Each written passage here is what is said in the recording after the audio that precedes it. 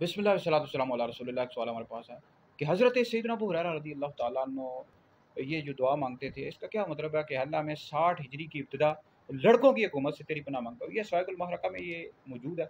हज़रत सैयदना अबू हुरैरा रज़ी अल्लाह तआला अन्हु नबी करीम अलैहि सलाम के सहाबी अक्सर दुआ किया करते कि अल्लाह मैं 60 हिजरी की इब्तिदा और लड़कों की हुकूमत से तेरी पनाह मांगता हूँ।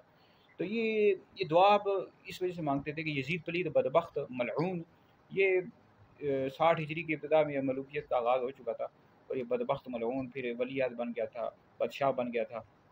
तो इसने फिर इस यजीद पलीद फासिक अमोल इंतहा शराबी था, ज़ानी था, इसने कई जो मामलात थे वो ख़राब कर दिए थे। और फिर सैयदना अबू हुरैरा रज़ी अल्लाह तआला अन्हु ने नबी करीम अलैहि सलाम से हदीस भी सुनी होगी, तरीक़ुल खुलफ़ा में मौजूद है कि मेरी उम्मत का जो पहला शख्स होगा बनु उमय्या में से जो मेरी सुन्नत को बदल देगा वो यजीद पलीद होगा। तो आप इसी वजह से दुआ मांगा करते थे।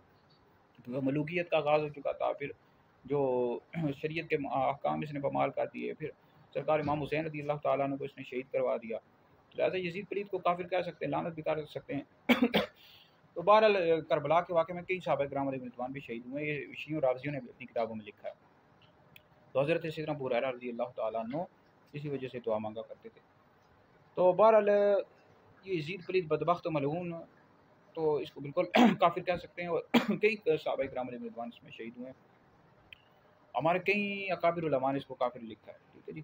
तो बाकी मज़ीद अगर आपने कोई सवाल करना हो, आप नीचे कमेंट्स में कर सकते हैं, इंशाअल्लाह उसका जवाब दे देंगे।